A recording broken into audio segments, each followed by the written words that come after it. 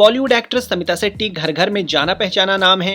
उन्हें हाल ही में big boss OTT और बिग बॉस सीजन 15 में देखा गया। बिग बॉस सीजन 15 में समिता टॉप 5 में रही। हालांकि बिग बॉस के घर में समिता शेट्टी को कई बार एज सेमिंग का सामना करना पड़ा था। तेजस्वी प्रकाश और समिता शेट्टी के बीच कई झगड़े सुर्खियों में आए थे। शो के अंदर और बाहर भी समिता शेट्टी इसका जिक्र करती आई हैं। ऐसे में बीबीसी हिंदी के साथ एक इंटरव्यू के दौरान समिता शेट्टी ने डिप्रेशन, बिग बॉस और अपने परिवार को लेकर खुलकर बातचीत की।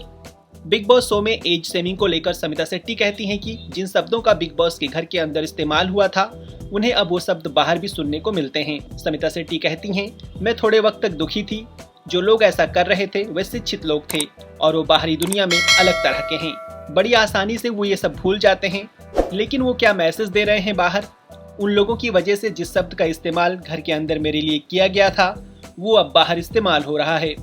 मुझे समझ नहीं आ रहा था कि क्यों ऐसी चीजें कही गई थी, क्योंकि वहाँ कुछ लोग मेरी उम्र के थे।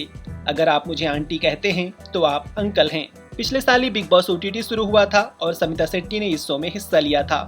ये वो वक्त था जब शिल्पा शेट्टी के पति राज कुंद्रा मुसीबतों से घिरे हुए थे। समिता अपनी बहन शिल्पा और परिवार के बेहद करीब हैं। तो ऐसे वक्त में उन्होंने बिग बॉस ओटीटी में जाने का फैसला क्यों किया? इस सवाल के जवाब में समिता कहती हैं कि उनका परिवार भी ये चाह रहा था कि वह इस शो का हिस्सा बने।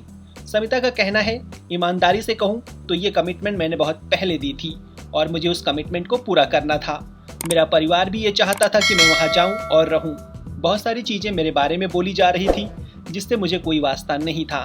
मैंने ये सोचा कि मुझे खुद को दिखाने का ये मौका है।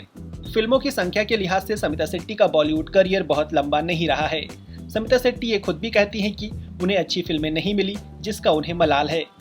समिता शेट्टी की बहन शिल्पा शेट्टी बॉलीवुड की सबसे बड़ी अभिनेत्रियों में से एक रही हैं। तो क्या इस वजह से चीजें आसान हो जाती हैं? इस सवाल पर समिता का कहना है, मेरा मानना है कि चीजें और मुश्किल हो जाती हैं, खासकर जब आप किसी फिल्मी बैकग्राउंड से आते हैं और आपके परिवार का कोई सदस्य इस इंडस्ट्री में होता है तो लगातार तुलना की जाती है। मुझे नहीं पता कि ये तुलना क्यों की जाती है। कोई भी दो शख्स एक नहीं हो सकते।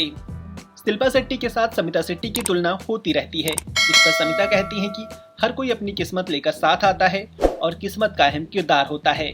शायद मेरी किस्मत मेरे साथ नहीं थी कि मुझे इतना काम नहीं मिला या इतना अच्छा काम नहीं मिला। एक आर्टिस्ट के लिए अपनी क्रिएटिविटी जाहिर नहीं कर पाना परेशान करने वाला होता है। एक दौर ऐसा भी आया था जब समिता शेट्टी डिप्रेशन में चली गई थी। वो कहती हैं कि शुरू में तो उनको पता तक नहीं चला कि उनके साथ क्या हो रहा था। समिता बताती हैं, मैं उस वक्त एक रिलेशनशिप में थी और वो शख्स बहुत अच्छा था। वो मुझसे कहता रहता था कि समिता तुम्हारे साथ कुछ सही नहीं चल रहा। जब आप उस दौर से गुजरते हैं तो आपको खुद पता नहीं होता कि क्या हो रहा है। मैं खोई खोई रहती थी। मुझे पता भी नहीं था कि मेरे साथ क्या हो रहा है। मेरे परिवार ने उस दौर में मेरा बहुत सपोर्ट किया। वो दौर बहुत मुश्किल भरे थे। हर रोज आपको लड़ना पड़ता था। पहला स्टेप ये होता कि आपको मानना होगा कि आखिर क्या हो रहा है। जो लोग डिप्रेशन में होते हैं उनके लिए हर रोज ही एक लड़ाई है। समिता शेट्टी ने आगे कहा कि जब किसी को पता चलता है कि आप डिप्रेशन से गुजर रहे हैं तो पहली सोच ये होती है कि आदमी कमजोर है।